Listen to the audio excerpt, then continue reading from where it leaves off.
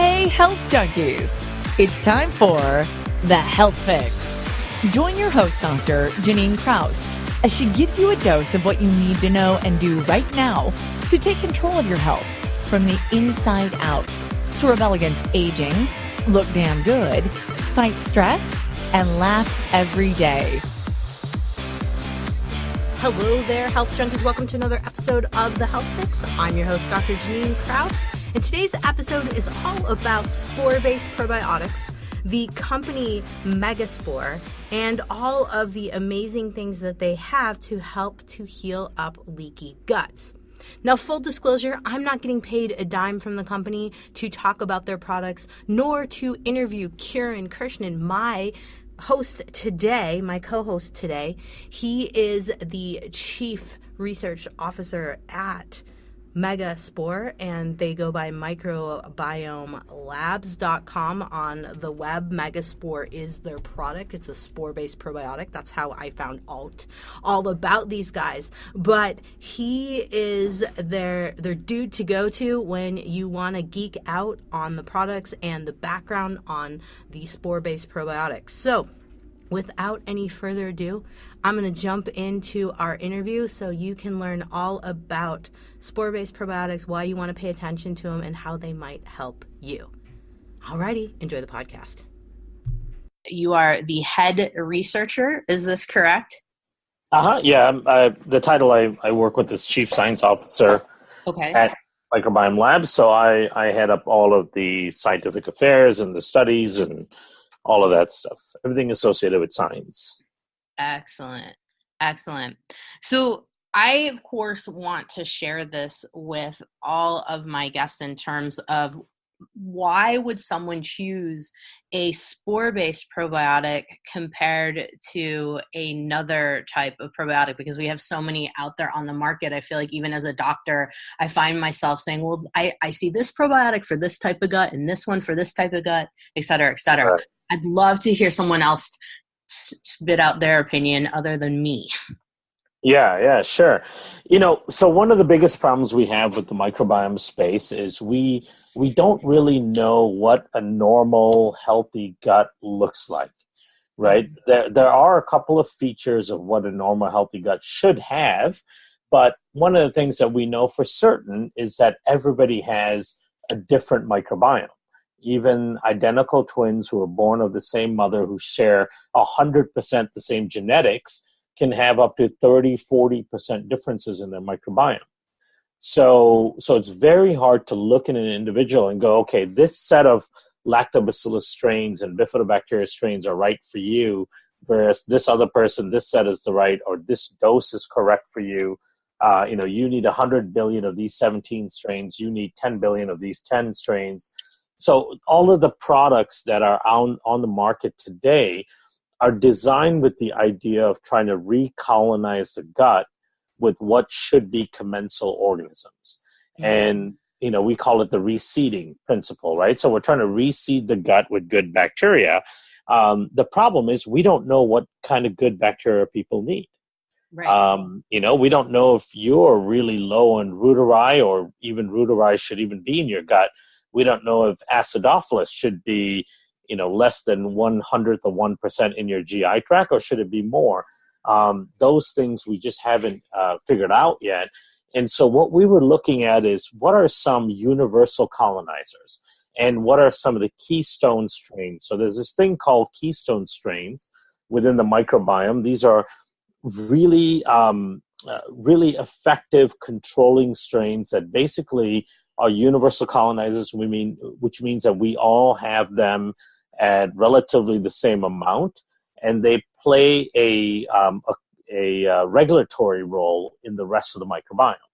And so these strains tend to be called universal colonizers or keystone strains because they play this really important role that is universal to all of us. And we know that the uniqueness in the microbiome comes from the fact that you got the vast majority of the microbes in your gut you got from your mom, right? So yes. Passing through the birth canal, you get a huge inoculum. Breast milk contains 600 to 800 different species of bacteria. close interaction with mom and dad in the first couple of years of life expose you to certain types of bacteria, and then those bacteria that you're exposed to early on come into the system. They have this crosstalk with your immune system, which we don't quite understand yet how all of that happens. And then between the bacteria you're exposed to and then your immune system early on in life, there is a fingerprint of a microbiome that's developed that becomes your unique microbiome. That's where most of these Lactobacillus bifidobacteria species fall into. They are unique commensal bacteria that are transferred from mother to child, and each person has a unique subset of these bacteria. So we said, okay, we can't redo that type of natural inoculation in the gut. And so what are some of the other bacterial exposures that people encounter throughout the life? And after you're born, the rest of your life, you're exposed to bacteria in the environment. And so the idea is that, okay, are there environmental bacteria that act as commensal bacteria who can survive the natural process or the process of going through the gastric system and then actually have a regulatory or functional role in the gut? Because we've all been exposed to those bacteria almost equivalently. You know, it's not a unique set of bacteria that I got from my mom that's different from the bacteria you got from your mom. We are both in the environment, so we both get similar exposure to them. So that's the idea, right? So these are universal colonizers that play a significant role in regulating the rest of the microbiome. And that's where the spores come in. What's so interesting about them as we do more research on the spores is that they have been given this particular capability by nature to naturally survive the harsh gastric process, which is something that kills off the vast majority of bacteria that we encounter, including most of the probiotic bacteria. So, we've tested not too long ago the top 40 probiotics on the market, and they all die going through the gastric system, and they're all just obliterated by stomach acid, and if for some reason they're allowed, they survive to some degree past stomach acid, then the bile salts will get them in the upper part of the GI, or the pancreatic enzymes. These are all strong antimicrobials. And so to have a bacteria that's sitting around in the dirt that has developed this natural capability to survive through this harsh gastric environment already lends itself to the idea that, okay, there's maybe some functionality of this bacteria in the gut. So then once we start digging deeper, we find out that these spores play a huge role in regulating the rest of the microbiome. So they find the bad guys, they eliminate the bad guys, they support the growth of the good guys. One of the studies we're publishing this year shows that you can almost double the diversity of your microbiome by adding in 3 to 5 strains of the spores. Which is amazing. Imagine you could take your microbiome from 800 species to 1,200 species just by adding in other regulating bacteria without having to add in those extra 400. That's fascinating.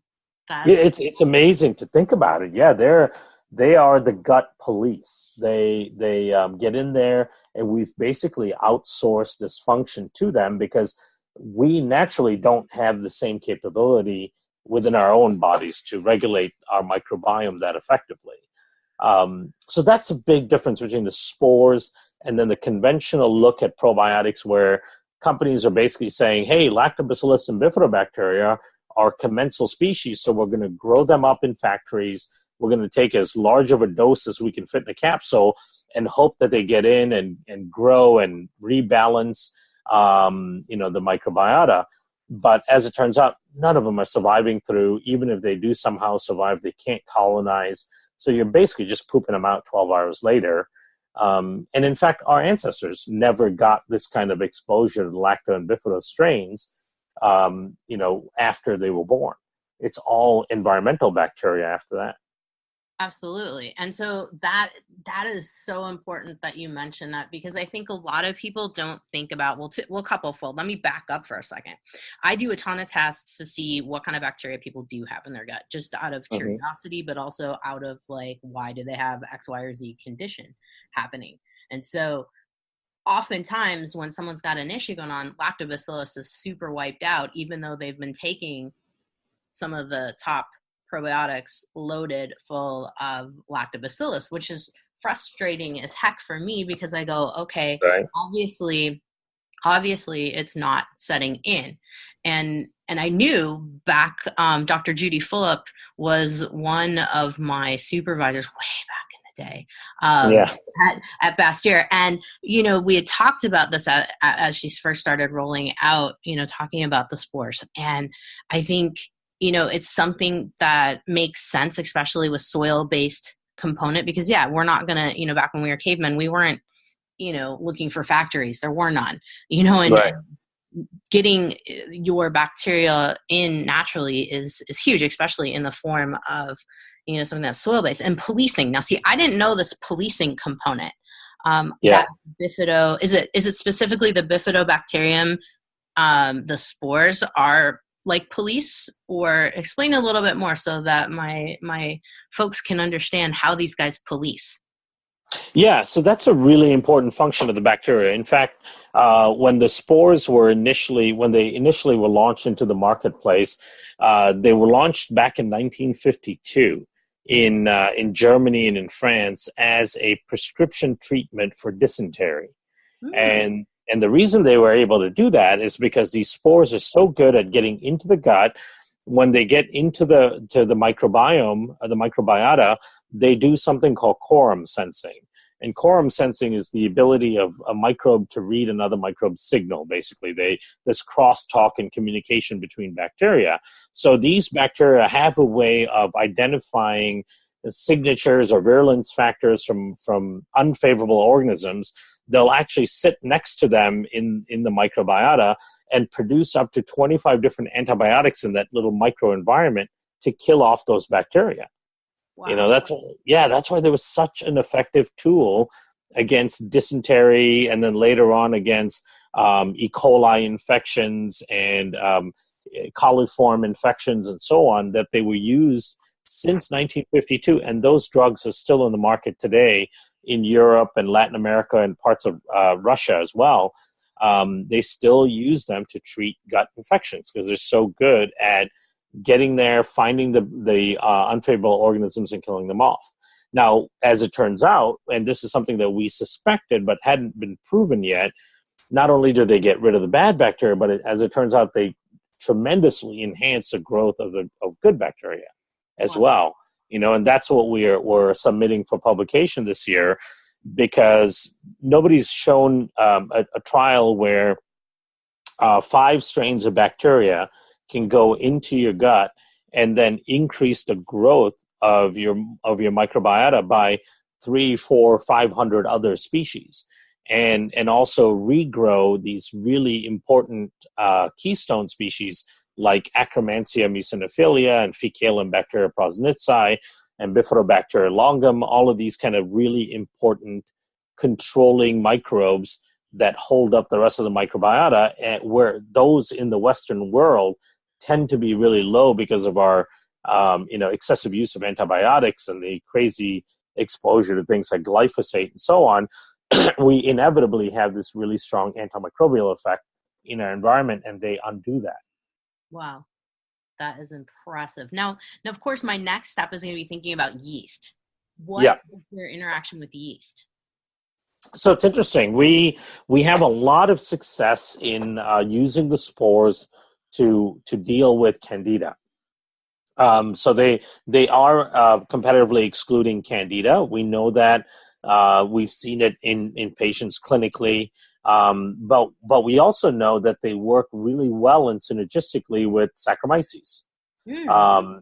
So we have a product called Restore Flora, which we actually developed specifically for nursing homes, because they experienced really high prevalence rates of antibiotic-associated diarrhea in nursing homes because the diets are terrible. They're on antibiotics all the time. And so we created this product called Restore Flora, which is a combination of a couple of our spores with Saccharomyces boulardii, and the combination is really powerful because, and then if you think about it from an evolutionary biology perspective, our ancestors walked around and they foraged for food and they ate dirt and they dug for stuff pick stuff off trees and bushes.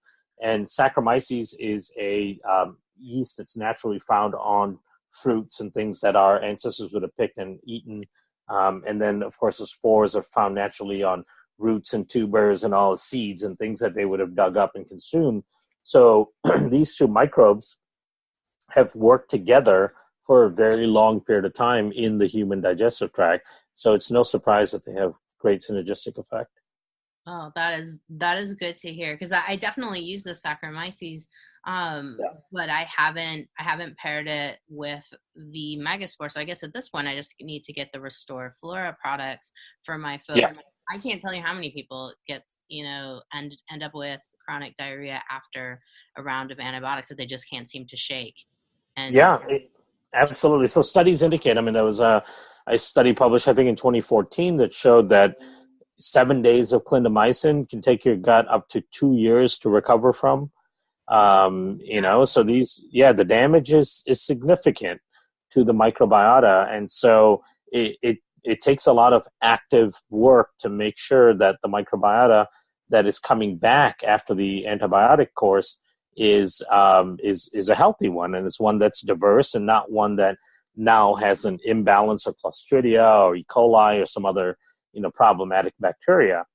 So we use it quite a bit in people who have had a course of antibiotics or who are undergoing a course of antibiotics right now, because, of course, the good thing is both the spores and Saccharomyces work well in the presence of antibiotics. So you can take it at the same time. Yeah, that's incredible. That's a good thing to have on board, just to hand out to people if we know we have to give them antibiotics for one thing or the other. Absolutely. Now, this leads me into another kind of thought process that I always have about probiotics, spore-biotics, whatever the keyword might be. In this case, I will often think of prebiotics, and Dr. Gundry, of course, is very popular for his prebiotics and how they save the world right now. Now, about spores. I know you guys have a prebiotic product, and I've been playing with it. The mango flavor is delicious. It's kind of addicting. Yeah, it is. two questions. One, can you have too many prebiotics if you really like the drink? And two, what's the best way that you've researched to combine the prebiotic and the spores, and give my folks a little bit more of an explanation as to why we need prebiotics? Yeah, absolutely. And, and I'm a bit of a closeted evolutionary biologist as well. Everything I think about as being beneficial to our body today, I always look for evidence of it through our course of evolution, right? Because if we weren't designed to function in a certain way through the course of evolution, it's probably not a good thing for us. And so when you consider prebiotics and probiotics, our ancestors who ate a lot of roots and tubers and seeds and certain types of fruits, they got huge amounts of prebiotics in their diet. And of course, everything that they ate, because they didn't sterilize their food, had probiotics that came along with it. Now, one of the things I always explain to people is a prebiotic is only beneficial if you have the right types of bacteria in your system to convert them into the therapeutic compounds. And the main ones are short-chain fatty acids, right? Because if you don't have the right types of bacteria, and these are called saccharolytic bacteria, if you don't have enough saccharolytic bacteria in your gut, you will not convert prebiotics to short-chain fatty acids, thereby not really getting any benefit from the prebiotic. In fact, in some cases, it can make things worse because the other type of bacteria in the gut are called proteolytic bacteria. Those bacteria will convert prebiotics into gas. So it'll convert it into ammonia gas, it'll convert it into hydrogen gas, methane, and so on. And that'll cause a lot of bloat, inflammation, and other discomfort. Of course, it'll stress the liver because the liver is trying to get rid of the ammonia and other types of gases that are found. So a prebiotic kind of goes along with the probiotic. And the unfortunate thing is it's counterintuitive because the word pre is in the word prebiotic, which makes you think it should come before probiotic, right? But in reality, in the modern world that we live in today, we found two issues with prebiotics. One, that most prebiotics are just kind of general fermentable fibers, right? And the problem with that is if you already have a dysbiotic flora and you throw the fermentable fibers in there, it's going to feed bad bacteria just as well as it feeds good bacteria. So you could be making the problem worse, right? And that's no different than like if you had a garden that's overrun with weeds and then you throw a bunch of plant food in there, you're probably going to feed the weeds better than the regular healthy plants. And so you're going to continue to create that dysbiosis. Now, we selected something called precision prebiotics, and these are specific oligosaccharides that have very long degrees of polymerization, and that's a fancy word for saying they have very complex carbohydrate structures that only certain types of bacteria produce enzymes to break them down. So and that's what's really unique about these. So these oligosaccharides will go into the system and specifically feed certain groups of good bacteria, in particular Akkermansia, fecalum bacteria, bifidobacteria. These are the ones that we selected so that even if you have a dysbiotic microbiota, you are selectively feeding the good bacteria instead of just feeding all bacteria, which includes your bad ones too. Now, how you use the prebiotic and probiotic, we actually call it layering therapy because what we're doing with the probiotic is we are reconditioning the gut environment. We are changing what the environment of the gut looks like so that it favors the growth of beneficial bacteria and is unfavorable to the growth of non-beneficial or potentially pathogenic bacteria. So that reconditioning does a couple of things. Number one, it increases the diversity of organisms within the gut, but then it also regrows some of those keystone strains that we've talked about. So then what we do is after about 3 or 4 weeks of using the spores to go in there and recondition the gut, then what we do is we reinforce those changes with the prebiotic by sending them in, because those prebiotics will only specifically feed those good bacteria that the spores are regrowing. And so it's layering therapy. We call it total gut reconditioning because what we're doing is we're reconditioning the environment of the gut, because all of this dysbiotic issues and all of the chronic illnesses that arise from it are due to an ecological problem in the gut. And if we can fix that ecology, we can really fix a lot of issues and make significant changes in people's health outcomes. So that reconditioning fixes that ecological issue, and then here comes the prebiotics after that to reinforce those positive changes. The last part of our total gut restoration system is actually something we call rebuilding. And this, I might as well explain this now. And that's a product that's coming out in a week or two. And that's a product that's designed to rebuild the mucus layer on top of your intestinal lining. And the mucus layer plays such an important role. For one, the top part of the mucus layer is really where most of the bacteria in your gut exists. That's the kind of lower viscosity swimming pool-like structure. The bottom part of the mucus layer, as you get closer to the intestinal cells, is made up of something called mucin 2, and that type of mucus is a thick jello-like structure, and it's supposed to act as a physical barrier against things migrating from the lumen, which is a hole in the intestines, all the way down to the intestinal lining. And this includes food particles or bacterial toxins or viral toxins or bacterial or viral components, parasites, all kinds of things. Actually acts as a physical barrier from those things moving too close to the intestinal lining, because as it gets close to the intestinal lining, then it has a chance of actually entering our circulatory system. So it's really important to regenerate that mucus layer, and that's what that last product is. It's called Rebuild, because the last step in fixing the microbiome, then reinforcing the changes, is to rebuild the mucus layer that acts as that wall, that protective barrier against it. So that's how we view prebiotics and probiotics. Even though pre has the word pre in it, it should come after a probiotic, especially a probiotic that has been shown to be able to actually fix the bacterial population. Because if not, you could very well be feeding bad bacteria as much as you feed good bacteria.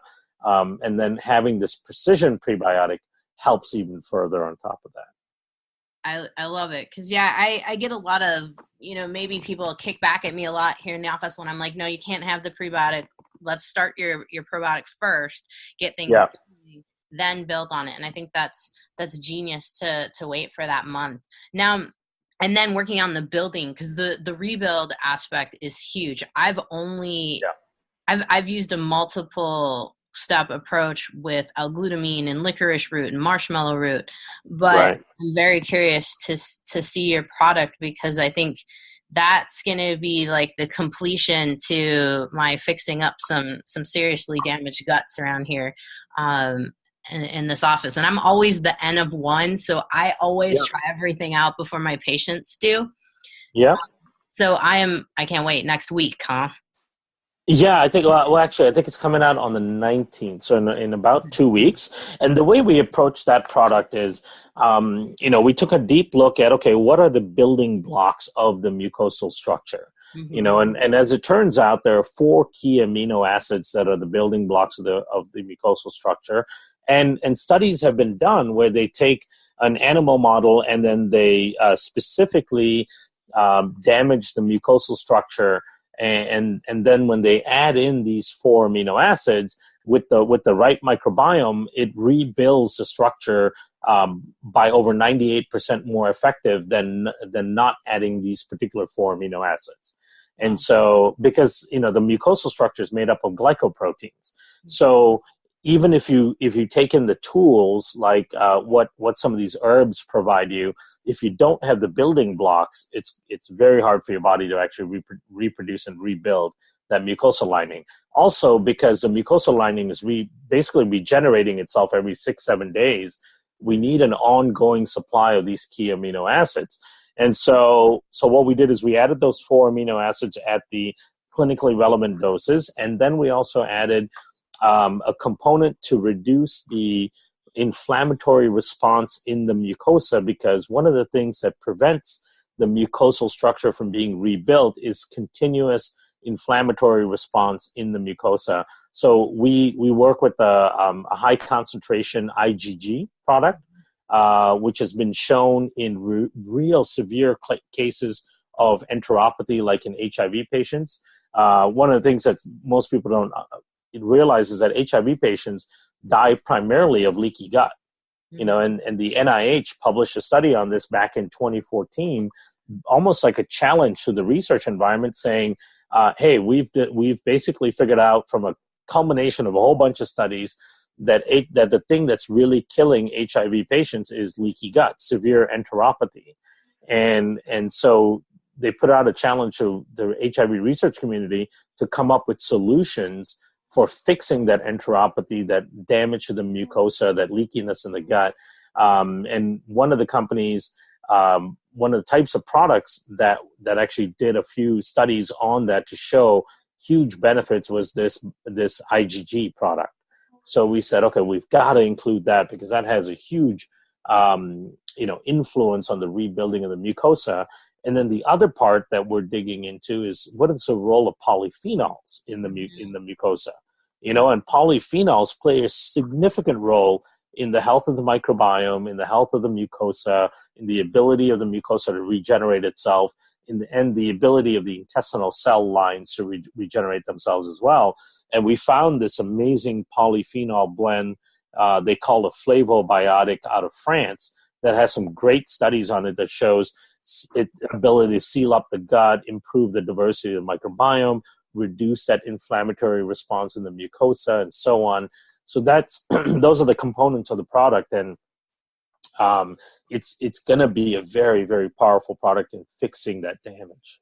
Oh, I love it. I love it. Now, you were talking about the IgG product, and I did get that for some patients with some severe leaky gut and pain and, brain fog and some serious, debilitating Clostridia is really what it came up with when we did the organic acids testing. Would you mind talking a little bit with my audience as to, so the product's the IgG 2000, everybody, and I'd love to talk about how we use it with the probiotic, how we use it with prebiotic, how we use it with even your new product that you have for restoring the lining.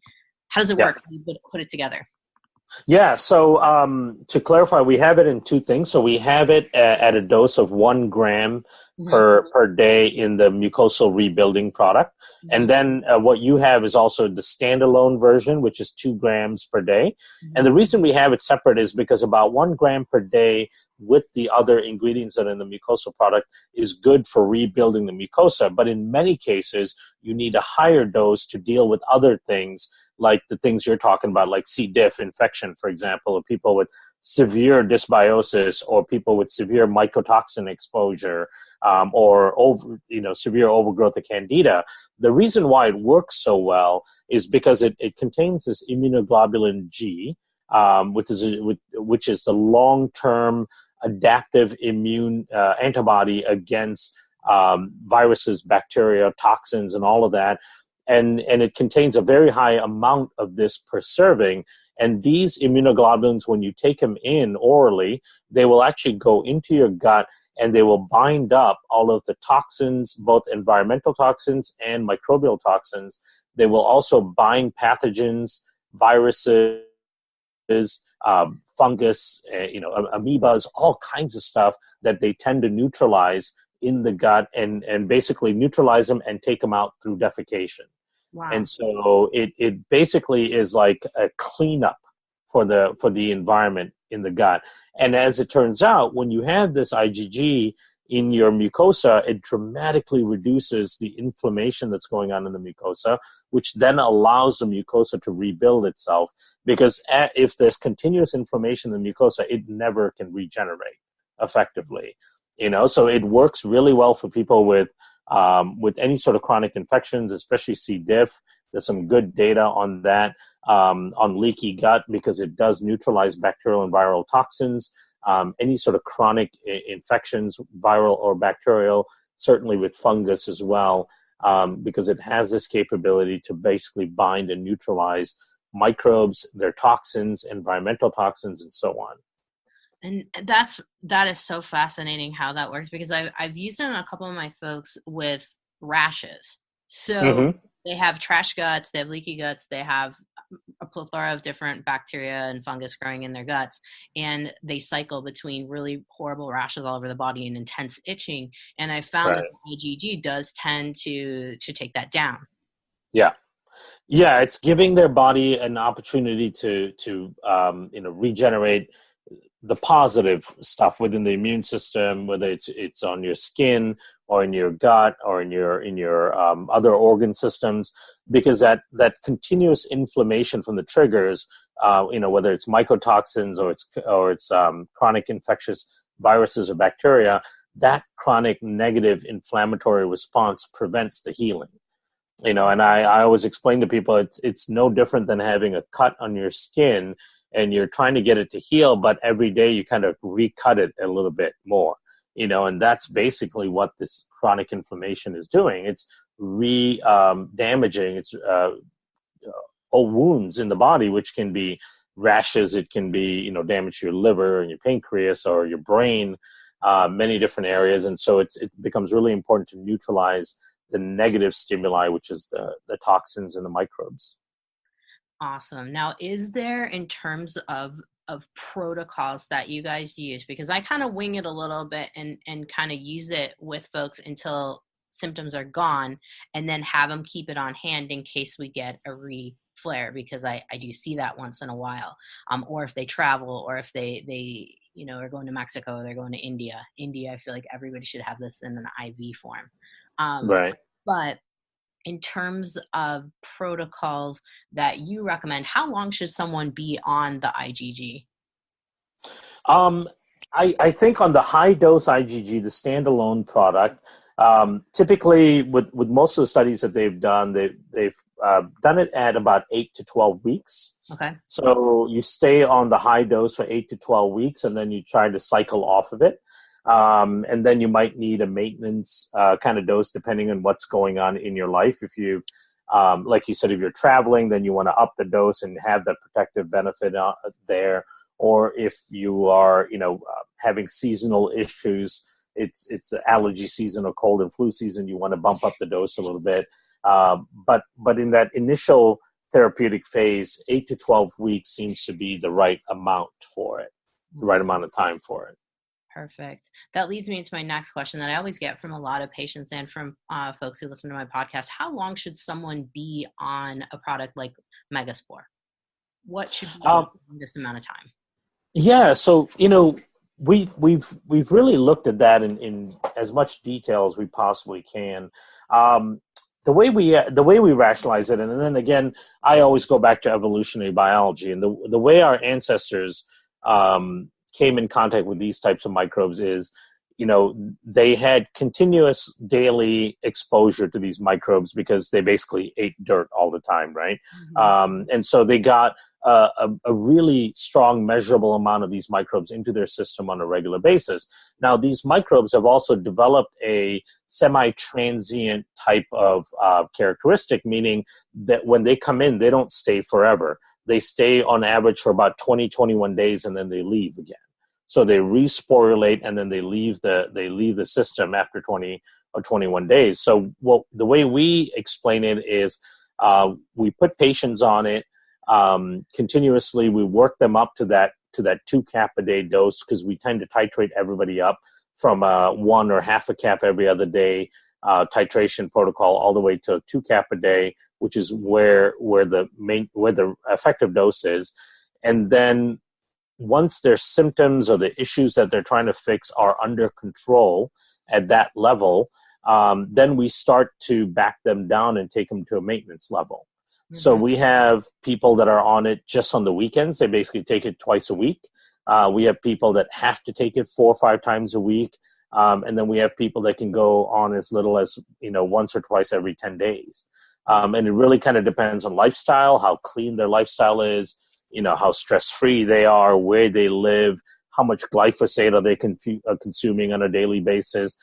At the end of the day, the idea is that these are protective microbes that go in and fix all of the damage that we are continuously doing to our system just by living in the Western world, right? Because we now know, for example, glyphosate, we can't get away from it. It's in the water, it's in the soil, it's in organic food as well as non-organic food.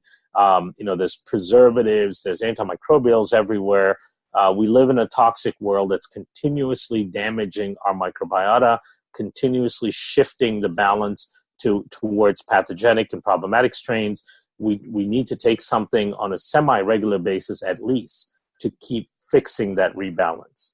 So that's how we view it. Myself, for example, I take it every day because I travel a lot. I fly 200,000 to 300,000 miles a year. I'm all over the world in different time zones in a matter of weeks. In a matter of 1 or 2 weeks, I could have gone to 15 different countries, and so that's a lot of stress on my body. I'm eating out a lot. I've got weird sleep patterns because I'm in different time zones, and so I need it. If I don't take it for 5-6 days, I start to feel a little bit run down. I start to feel unfavorable changes in my gut. And so I need it for regular maintenance. But if you've got a pretty clean lifestyle, and you could probably get away with taking it once or twice a week. Okay. Good to know. Thank you for sharing that, because I think for a lot of people, that's one of our biggest issues we have is oh God, how long do you have to take this for? Is this going to be a lifetime thing? And so right. Good to hear that you can cycle and just watch how you feel and kind of go from there. Yeah, exactly. Yeah, you have to play around with it a little bit, and that's one of the reasons why we sell it only through doctors and practitioners, because it requires a little assistance, and it depends on what else is going on in that person's life, right? If that person has a really stressful work or home life, we know that stress really induces leaky gut, and so that person probably needs it every day because they're not getting away from the stress. Absolutely.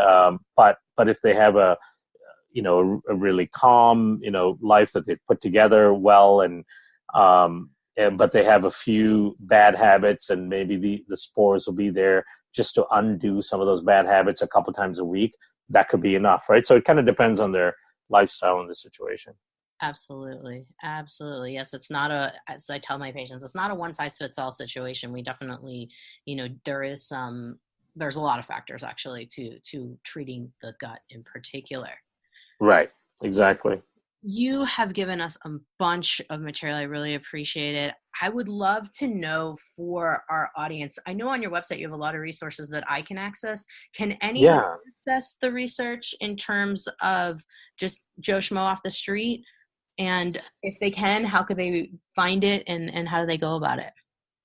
Yeah, I believe they should be able to. So I think if you go to our website, Microbiome Labs with an S.com, they should. There's a research and a blog tab, if I'm not mistaken, and just by clicking on there, I believe they can get on the blog. But let me just check myself while we're on here. But there's a webinars tab which actually contains several topic specific webinars. Like there's an autism one, there's a mitochondria one, environmental triggers and autoimmune disease, mold, mycotoxins. So there's several very specific webinars.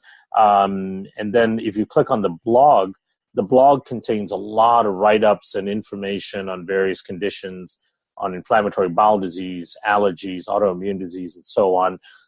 So there's a lot there. And then they can also go on YouTube, and if they put in my name, Kiran Krishnan, in YouTube, tons of recorded interviews will come up as well, where they can listen on very specific topics, anything that they're interested in. Excellent. Yes, we kind of we have a culture here on my podcast of geeking out, and I definitely want my folks to be able to have access to any route that they possibly can to be able to dig deeper into all of your products, and give me a shout and figure out how we can work together to get everything going for them. So thank you so much. You're welcome. Thank you. This kind of information to me is so important, because you got to empower people. People have to have this kind of understanding to take control of their health and wellness and their outcomes to some degree. So thank you for having me, because it's always a pleasure to be able to talk about this stuff on in a medium where people can access it. So I appreciate you having me on. No problem. And I can't wait to get the new product for building up the lining. And I think I'll play with it with my folks for a little bit. And then I think I'd love to have you back on to kind of share some of our results and kind of troubleshoot and have some fun. If you're Absolutely. That'll be fun. Let's do it. Alrighty. Thanks so much, Karen. You have a good rest of your day. You too. Take care. Bye-bye.